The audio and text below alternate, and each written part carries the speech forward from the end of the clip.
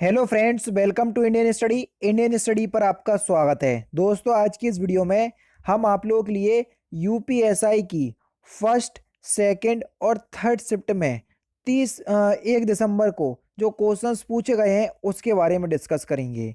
तो वीडियो को एंड तक जरूर देखिएगा। बस कल की शिफ्ट जो है वो लास्ट शिफ्ट बची हुई है।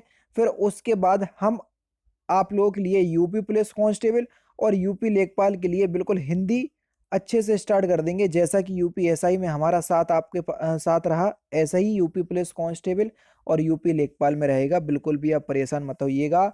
और जो यूपी टेट का एग्जाम कैंसिल हुआ है, कई बच्चे कह रहे हैं सर उसके लिए भी हिंदी आप प्रोवाइड करवा दीजिए। तो मैं करवा दूंगा, मुझे कहीं भी कोई दिक्कत नहीं है। ठीक है। सबसे पहला तो क्वेश्चन आप ये देख लीजिए।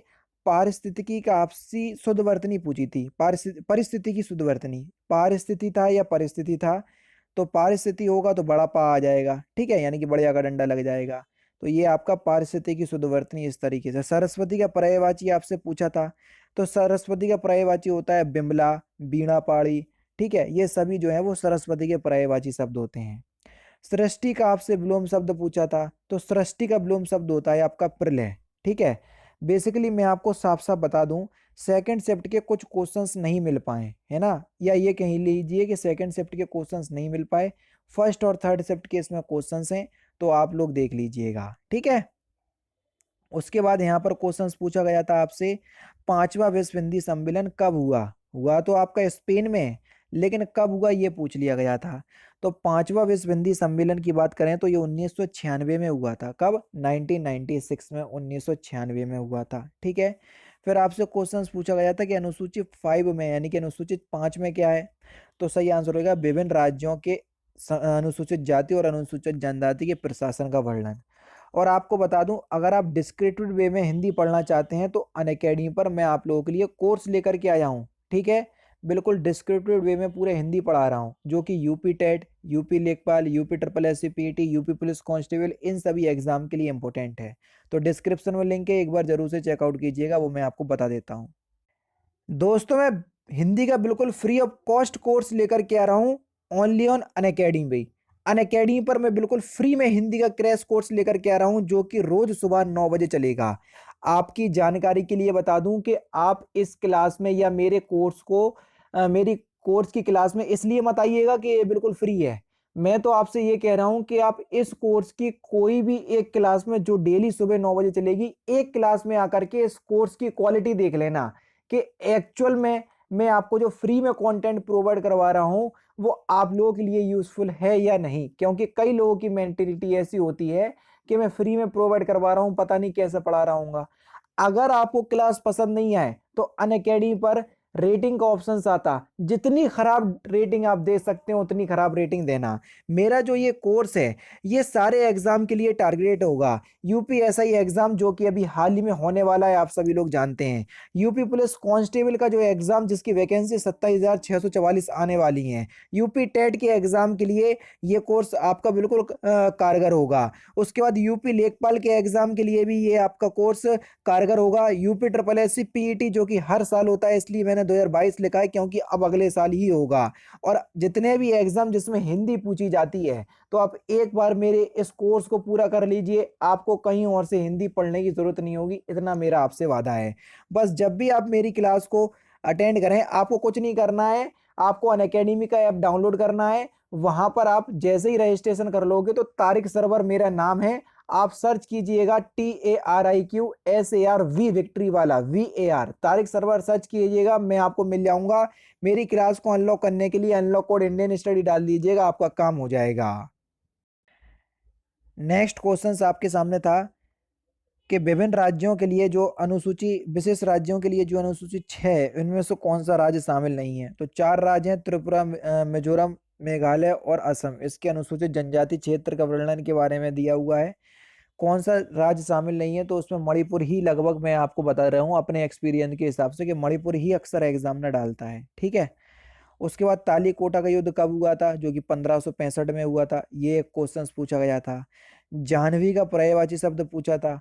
तो जाह्नवी किसका पर्यायवाची शब्द है? तो जाह्नवी जो है ये गंगा का पर्यायवाची शब्द है। ठीक है, ये क्वेश्चन पूछा था।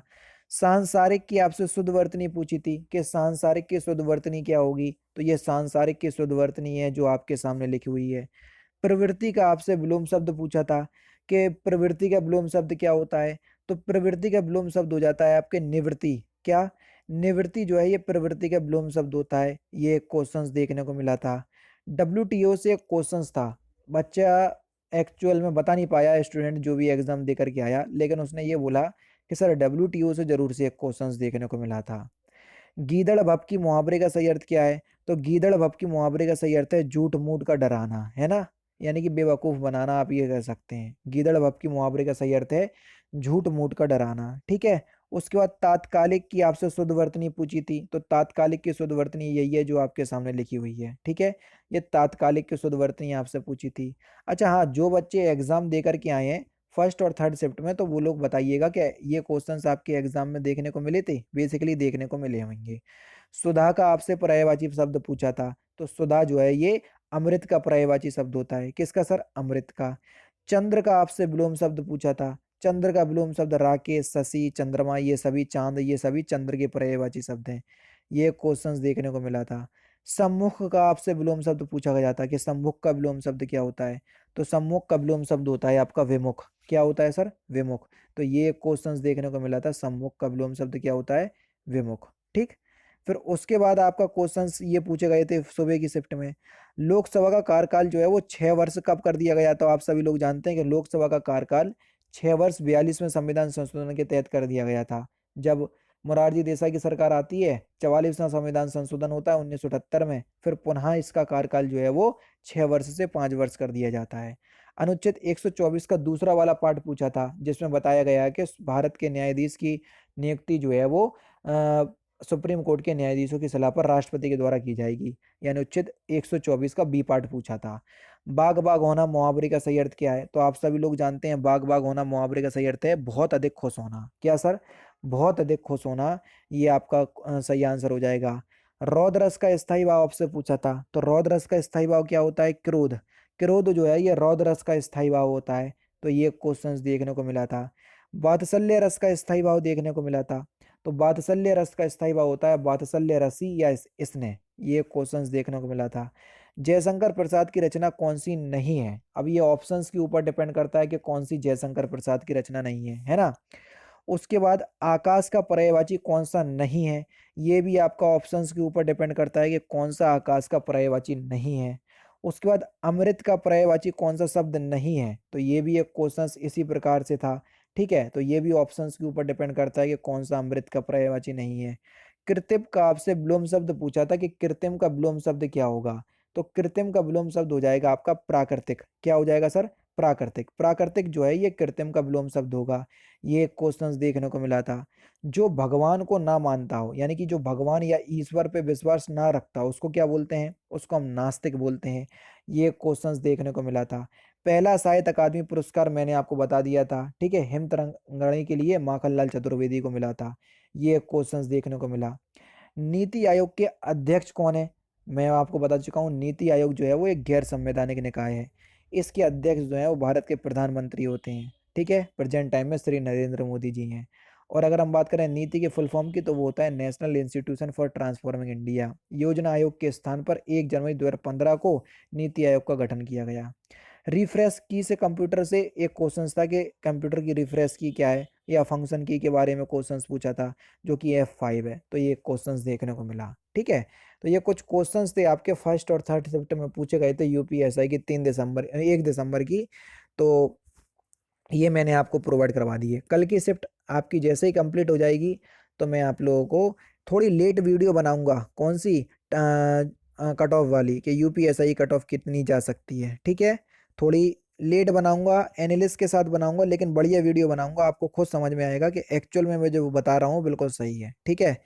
बाकी क्लास के एंड में सभी लोग वीडियो को लाइक जरूर कर दीजिएगा। तो दोस्तों फिलहाल की वीडियो में सिर्फ इतना ही। अगर आपको वीडियो पसंद आए तो प्लीज़ दोस्तों वीडियो को लाइक कीजिए, शेयर कीजिए, और साथ ही साथ हमारे चैनल को सब्सक्राइब करना ना भूलें, क्योंकि मैं रोजाना इसी तरह की वीडियोज़ आप लोगों के लिए लाता रहता हूँ। नमस्कार दोस्तों, जय हिंद, जय भारत।